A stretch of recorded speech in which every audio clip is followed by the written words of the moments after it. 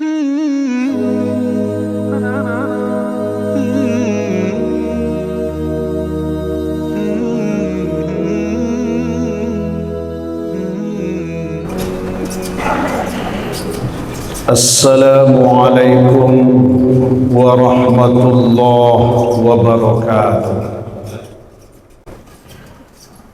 Bismillahi walhamdulillah. Assalatu wassalamu ala rasulillah wa ala alihi wa sahbihi wa mawala.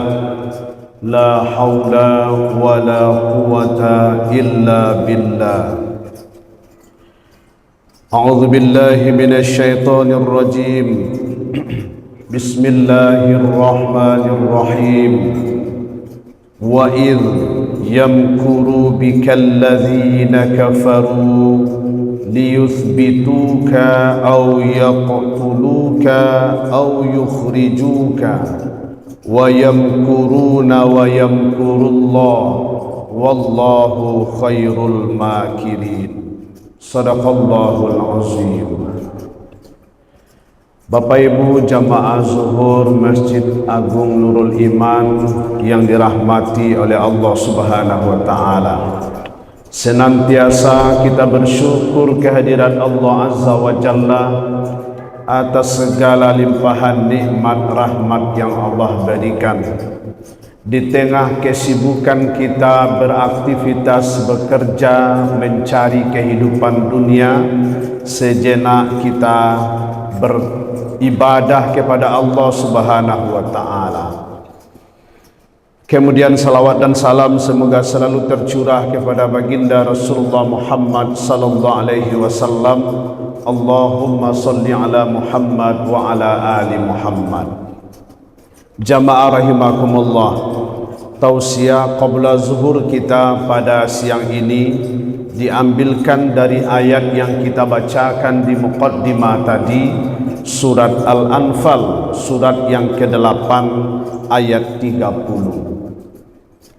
Di dalam ayat ini Allah Subhanahu wa taala menjelaskan, a'udzu billahi minasyaitonir rajim. Wa idh yamkuru bikal ladzina kafaru liyuthbituka, dan ingatlah ketika orang-orang kafir membuat tipu daya terhadapmu Muhammad untuk menangkapmu, au yaqtuluka, atau membunuhmu, au yukhrijuka, atau mengusirmu, wa yamkuruna wa yamkurullah, mereka membuat tipu daya dan Allah menggagalkan tipu daya mereka. Wallahu khairul makirin, dan Allah adalah sebaik-baik penggagal tipu daya. Al-Quran surat Al-Anfal ayat 30. Jamaah rahimakumullah, di dalam ayat ini terekam dengan jelas bahwa bagaimana upaya yang dilakukan oleh orang-orang kafir di zaman jahiliyah untuk menggagalkan dakwah Nabi Muhammad sallallahu alaihi wasallam, yang pada waktu itu beliau berdakwah di kota Mekah selama 13 tahun. Berbagai cara dilakukan oleh orang-orang kafir pada waktu itu di bawah komando Abu Jahal. Mulai dari intimidasi, ancaman, dibuli, dicaci maki. Bahkan jamaah rahimakumullah, yang lebih hebatnya adalah puncaknya bahkan Nabi Muhammad akan dieksekusi mati. Sebagaimana dijelaskan oleh Allah dalam firman-Nya tadi, liyusbituka, untuk menangkap dan memenjarakanmu Muhammad, au yaqtuluka, atau membunuhmu Muhammad, au yukhrijuka, atau mengusirmu. Ada 3 rencana mereka, ada 3 tipu daya yang mereka lakukan. Pertama, mengusir Nabi Muhammad.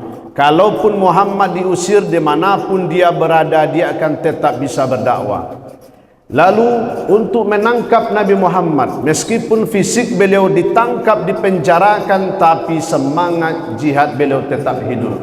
Maka dilakukanlah opsi yang ketiga, au yaqtuluka, untuk membunuh Nabi Muhammad sallallahu alaihi wasallam.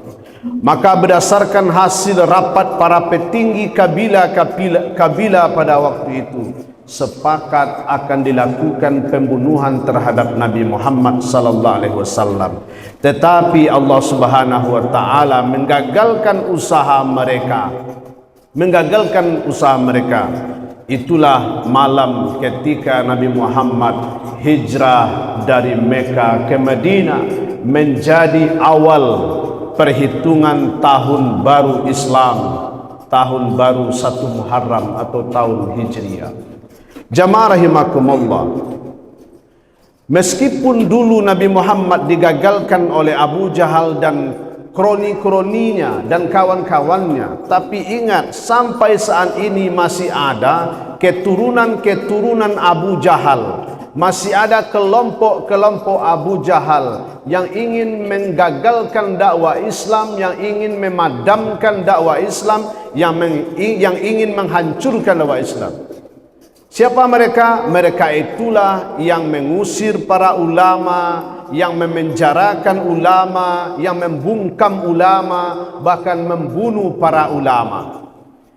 Karena ini cara efektif untuk menghancurkan dakwah Islam. Bunuh saja ulamanya, maka tidak akan ada lagi yang paham tentang agama. Tidak akan ada lagi yang mendakwakan Islam ini. Kalau ulamanya sudah habis, ustadznya sudah dibungkam, mubaliknya pun sudah diintimidasi, tidak akan ada lagi bicara tentang kebenaran Al-Quran. Maka jamaah zuhur yang dirahmati oleh Allah Subhanahu wa taala, meskipun ini terjadi di zaman Nabi dan akan terulang terus sejarah ini, bagaimana kelompok-kelompok yang selalu ingin menggagalkan dakwah ini, maka jamaah rahimakumullah, apa yang mesti kita lakukan? Jika dulu Rasulullah sallallahu alaihi wasallam melalui intimidasi, bahkan diancam, bahkan rencana akan dibunuh, maka hari ini sebagai umat Nabi Muhammad sallallahu alaihi wasallam, apa yang sudah kita lakukan untuk agama ini? Apa yang sudah kita perbuat untuk meninggikan agama yang kita muliakan ini, jamaah rahimakumullah? Kalaulah bukan karena adanya hijrah Nabi Muhammad sallallahu alaihi wasallam, maka Islam tidak akan sampai ke Sumatera Barat, ke Minangkabau ini. Bermula Islam berasal dari kota Mekah, kemudian hijrah dibawa oleh Nabi ke Madinah, kemudian para sahabat, para ulama terus mengembangkan Islam sampai ke Baghdad. Dari Baghdad berkembang sampai ke Damaskus, dari Damaskus menyebar sampai ke Gujarat, India. Dari Gujarat, India menyeberang Islam ke Sri Lanka yang dibawa oleh para ulama sambil berdagang. Dari Sri Lanka menyeberang ke Aceh, Samudra Pasai pada abad pertama Hijriah atau pada abad ke-7 Masehi. Dari Aceh, Samudra Pasai menyebar sampai ke seluruh Nusantara, termasuk ke Minangkabau yang populer dibawa oleh Syekh Burhanuddin. Itu karena hijrah, karena berpindah-pindah penyebaran terhadap agama ini. Maka jamaah rahimakumullah, sebagai umat Islam, sebagai umat Nabi Muhammad sallallahu alaihi wasallam, pertanyakan diri kita, apa yang sudah kita perbuat untuk penyebaran dakwah Islam ini? Kemudian jamaah rahimakumullah, hendaknya momen pergantian tahun baru Islam 1446 Hijriah, yang mungkin tidak sepopuler pergantian tahun Masehi, bahkan mungkin ada yang tidak hafal nama-nama bulan Hijriah, yang hafal hanya Januari sampai Desember, tapi nama-nama bulan Hijriah tidak hafal mungkin sebagian kita. Ini kan sangat disayangkan, apalagi mempopulerkan kalender Hijriah, yang ada upaya dari ulama internasional bagaimana akan dibuat sebuah kalender global sehingga terjadi penyatuan dari segi kalender seluruh umat Islam sedunia. Maka jamaah rahimakumullah, hendaknya kita merenung apa yang sudah kita perbuat untuk agama ini dan apa yang akan kita lakukan di hari esok.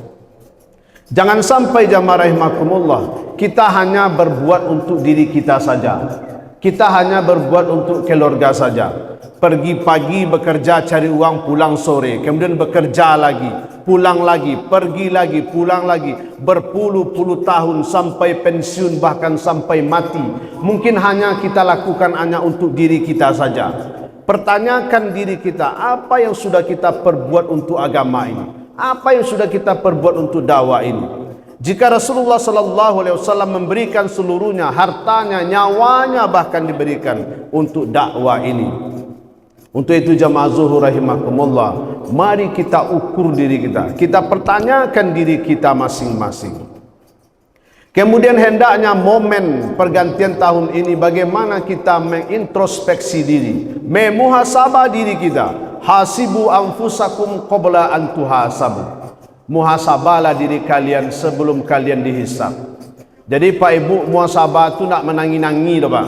Kau menangi-nangi, buat acara diundang ustaz tu menangi berjamaah bersama-sama. Bukan itu maksud muhasabah. Kita renung diri kita, apa yang sudah kita lakukan, dosa apa yang sudah kita perbuat, amal apa yang sudah kita kerjakan.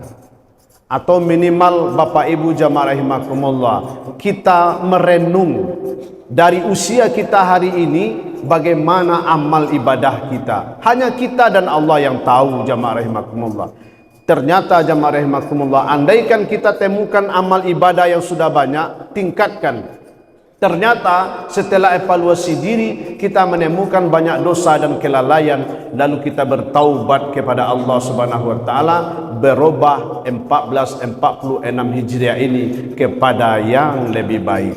Camkanlah semoga bermanfaat.